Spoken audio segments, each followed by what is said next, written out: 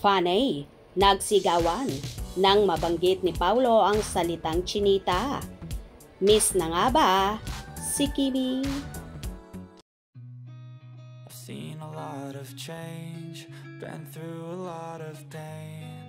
Some things are not the same as they were a year ago, but all will be okay.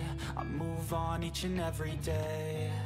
The past. Tuwang-tuwa nga ang lahat, lalong higit ang Kim Pao supporters nang mag-guest at mag-appear si Paulo Abilino sa Binibining Moncayo Grand Coronation na naganap sa Davao Moncayo Dome noong September 12, 2024 at around 7 p.m.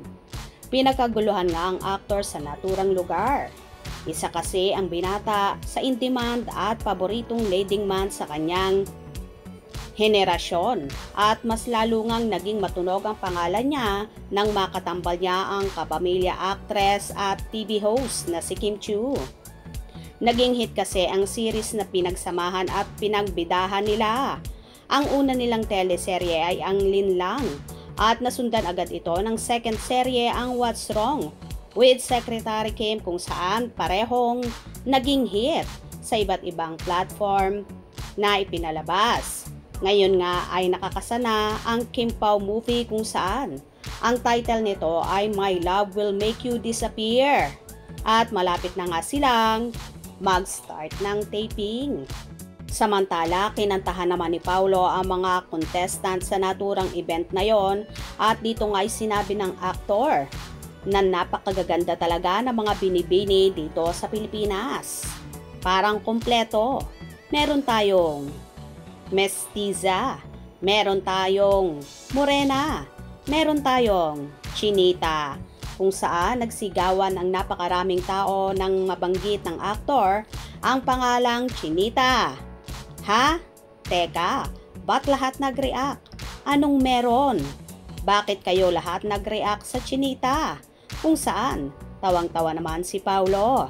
Sabay sabi ng aktor, maraming salamat po sa inyong lahat. Napakaganda talaga ng mga binibini dito sa Pilipinas, di ba? Parang kompleto, meron tayong mestiza, meron tayong morena, meron tayong chinita. Teka, ba't lahat nag-react?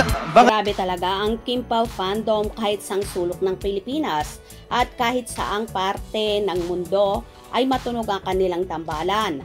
Kaya naman so proud si Paulo sa kanila mga tagahanga sa patuloy na pagsuporta sa tambalan nila ni Kimi. Hindi man kasama si Kim sa naturang event na yon, pero happy pa rin sila sa mga simpleng pagbanggit ng aktor sa pangalan ng dalaga. Sapat na sa kanila ang mahalaga. Alam nilang love talaga ni Paulo si Kimi at umaasang marami na pang forever na mauuwi ang Kim Pao. Well, abang-abang tayo sa mga maiinit pang ganap, especially sa mga updates ng bagong magsing-irog. Hope you enjoyed. Please subscribe for more info.